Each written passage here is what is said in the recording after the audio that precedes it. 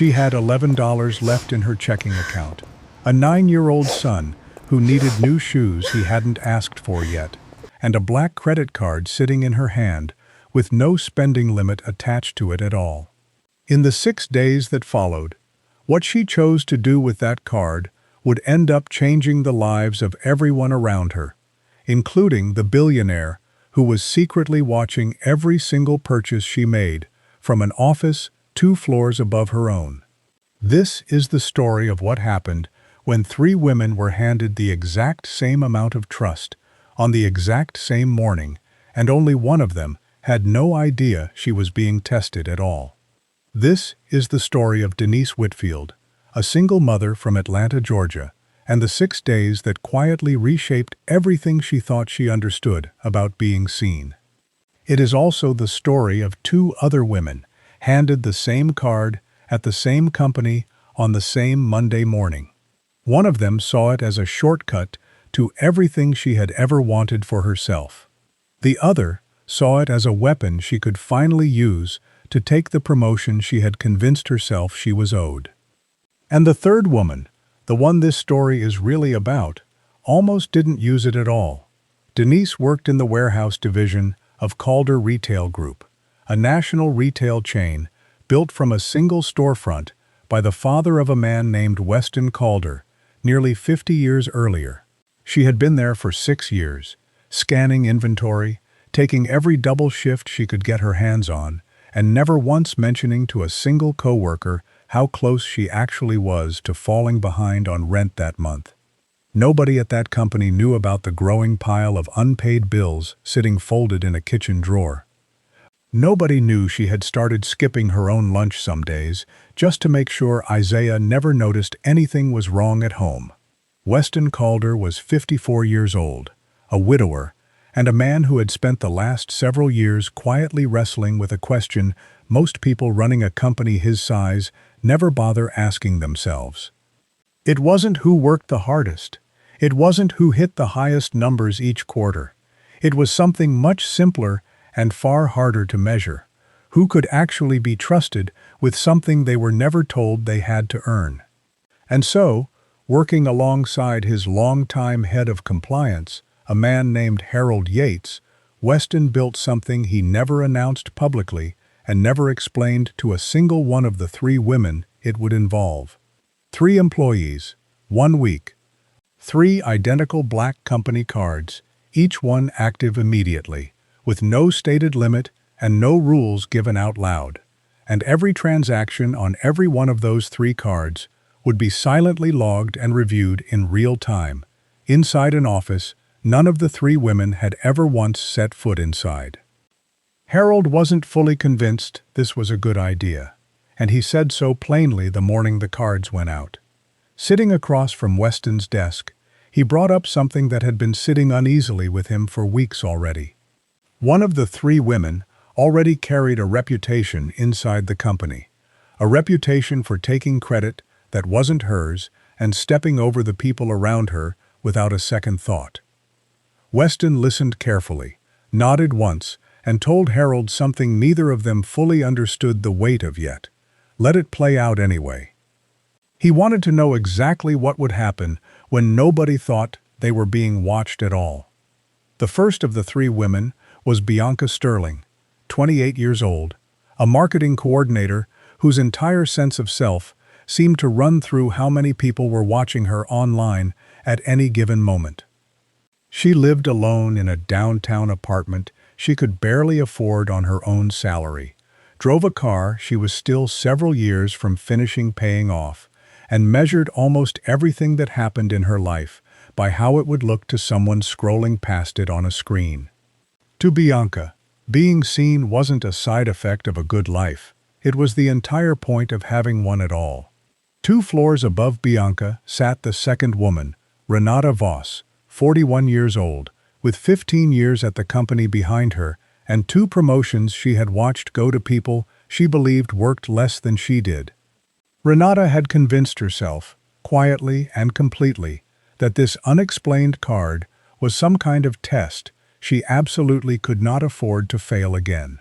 She had spent years building a version of herself that always looked capable, always looked composed, and she was not about to let one unexplained envelope on her desk become the thing that finally exposed the cracks underneath all of it. And then there was Denise, 34 years old, up before sunrise every single day to get Isaiah dressed, fed, and out the door for school, working a second job most weekends, just to close the gap her warehouse paycheck could never quite cover on its own.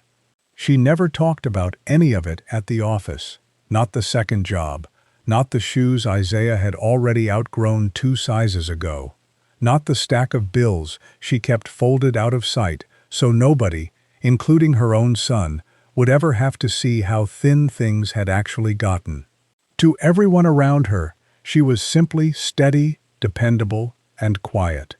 Nobody had the slightest idea what she was carrying underneath that quiet. Before we go any further into this story, before we get into what happened once those 3 cards actually landed on 3 very different desks, we want to pause here for a moment. Before we dive deeper, let us know in the comments where you're watching from.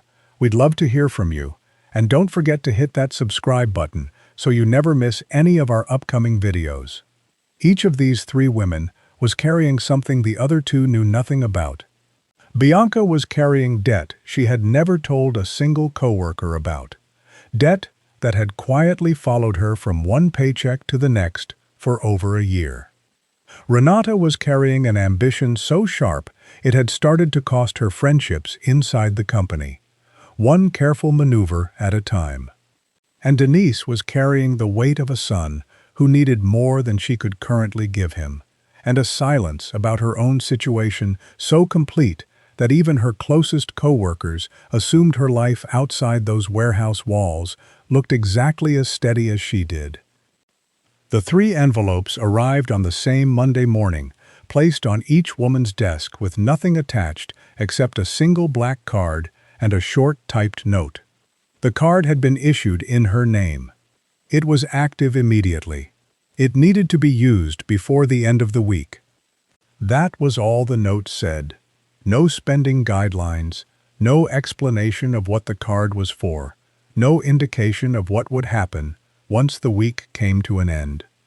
Bianca opened her envelope first, laughed out loud at her own desk, and had a weekend trip booked before her lunch break even started. To her, this felt less like a mystery and more like a gift that had finally arrived on schedule, the kind of thing she had always believed she deserved eventually. She didn't ask a single question about where the card had come from or why. She simply started spending, one purchase after another, each one a little bigger than the last. Renata opened hers more carefully, turning the card over in her fingers like she was trying to see straight through it to whatever was really going on underneath. She didn't spend a single dollar that first day. Instead, she spent the entire afternoon quietly calculating what kind of gesture, made with this card, would make her look the most impressive to the exact people who controlled her next promotion. To Renata, this wasn't an opportunity to help anyone. It was an opportunity to be seen helping, which in her mind had always amounted to roughly the same thing. Denise sat at her desk for almost 2 full days without touching the card at all. She kept it tucked into the side pocket of her bag, checking on it every so often, like it might disappear the moment she stopped paying attention. Something about it felt wrong in a way she couldn't quite explain to herself. Nobody handed a woman like her something with no limit and no explanation, unless there was a catch buried somewhere inside it she simply hadn't found yet. Up in the office, where Weston and Harold sat watching every transaction come through in real time, the difference between the 3 women became obvious almost immediately. Bianca's card was already moving, fast, and entirely in one direction. Renata's card hadn't been touched yet either, but the silence behind it read completely differently to the 2 men watching. It wasn't caution, it was calculation, and they both knew the difference the moment they saw it. By the 3rd day, Renata noticed something that would end up mattering far more than she could have possibly understood in that moment. Denise's card still showed a balance of exactly $0. To Renata, that silence didn't read as restraint. It read as suspicious, and she began quietly building a story in her own head about why a woman with an unlimited card and absolutely no spending on it might actually be the one worth watching most closely of all three of them. On the fourth day, Denise finally used the card, though not in any way Renata or Bianca would have predicted. She was standing behind an elderly woman at a grocery store checkout when the woman's own card was declined, twice, in front of a line of increasingly impatient customers behind her. Without a second thought, Denise stepped forward and covered the entire bill herself, quietly, without making a single comment about it to the cashier or to the woman she had just helped. A coworker from the marketing floor happened to be standing 2 registers over, recognized Denise instantly, and mentioned what she had seen to someone else back at the office before the end of that very same day. That same week, Denise learned something about a warehouse colleague of hers, a man named Marcus Webb, 45 years old, who had been quietly picking up every extra shift available because his wife was in the hospital and the bills were piling up faster than his paycheck could keep pace with. Denise had worked beside Marcus for years. She knew the sound of his laugh before she knew half the details of his actual life, the way coworkers on a warehouse floor often do. And without telling a single person at the company, without asking for any recognition or thanks, she used part of the unlimited card to cover a portion of his hospital bill directly. The same week she still hadn't spent $1 of it on herself. Meanwhile, on the marketing floor, Bianca's spending had started drawing a different kind of attention entirely. A tagged photo here, a location check-in there, and suddenly, Calder Retail Group's name was floating around corners of the internet nobody at the company had approved or expected to see it attached to. 2 floors above the warehouse, Renata made her own carefully timed move, arranging a visible donation to a charity with close ties to one particular board member, timed with a precision that had far less to do with kindness and far more to do with a performance review that was now only weeks away. Back in the compliance office, Harold flagged Marcus Webb's hospital payment the very moment it hit his screen. Unauthorized use, he wrote in his notes, without knowing a single detail about who Marcus was or why Denise had chosen to quietly help him. When Weston asked to see Denise's complete statement personally, Harold warned him plainly, without softening it in any way, that on paper, none of it looked good at all. And that warning turned out to be the beginning of something neither of them had any way of expecting yet. Because somewhere between the 4th day and the 5th, a rumor started moving through the warehouse floor faster than anyone could trace it back to where it had actually started.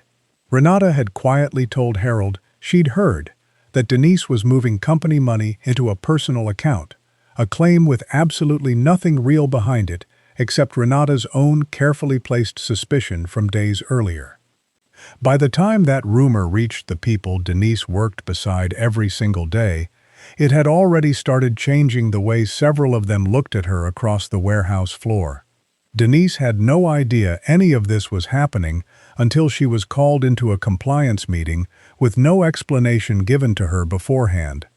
She sat across the table from Harold, answering questions she didn't fully understand the purpose of yet, watching the expression on his face shift slowly from simple curiosity into something far more careful and guarded.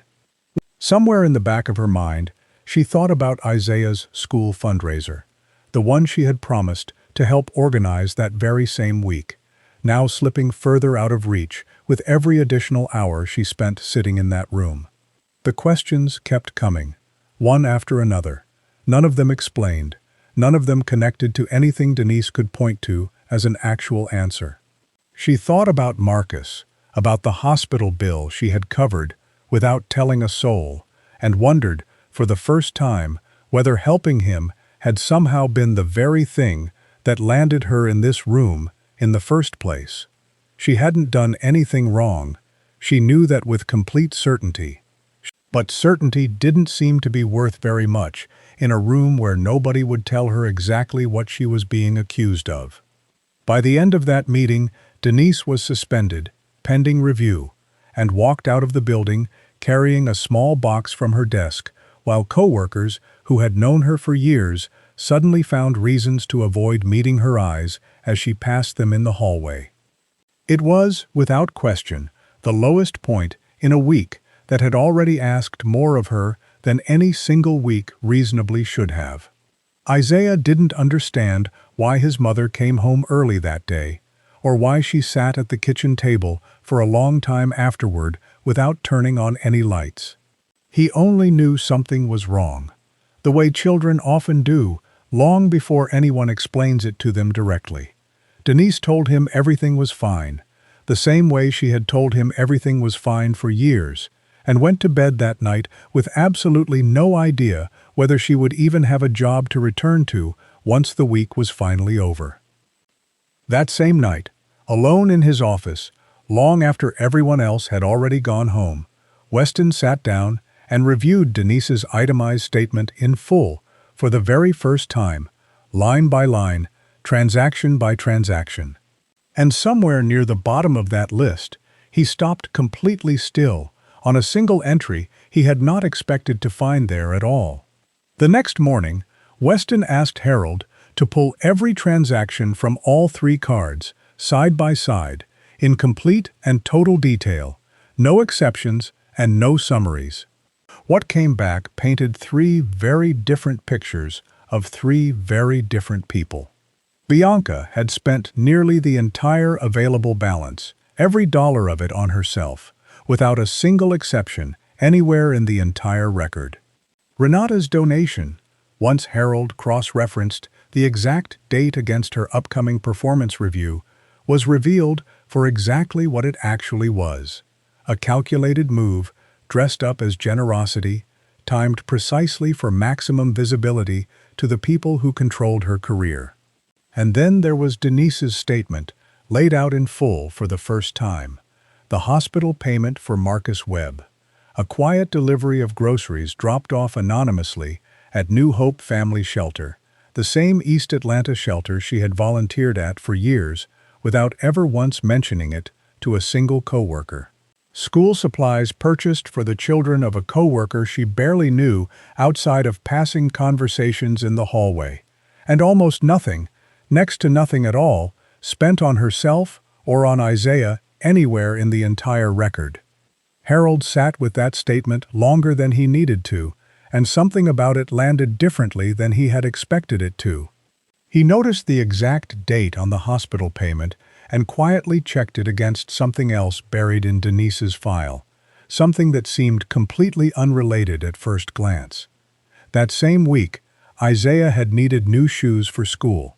Denise never touched the card for it. Not once. Not for a single dollar. She had found some other way, some way entirely her own, rather than spend even a fraction of that unlimited balance on her own son. Weston read through the entire statement twice before he said a single word out loud. Then he told Harold to bring Denise back into the building immediately and to have Renata brought in right behind her. Denise arrived the next morning expecting the absolute worst, certain she was walking in to be told her employment was over for good. Instead, she was led into a boardroom she had never once set foot inside before, full of people she had only ever seen from a distance across the warehouse floor. And there, in front of the entire leadership team, her full statement was displayed on a screen for everyone in that room to see clearly for themselves. Weston stood up and, for the first time since the entire experiment had started, explained out loud exactly what this had really been about from the very beginning. He hadn't been testing who could spend the most money the fastest. He had been testing something far more difficult to measure than that. He had been testing who would spend it on somebody else entirely, without being asked to, without being watched, and without expecting a single thing in return for it.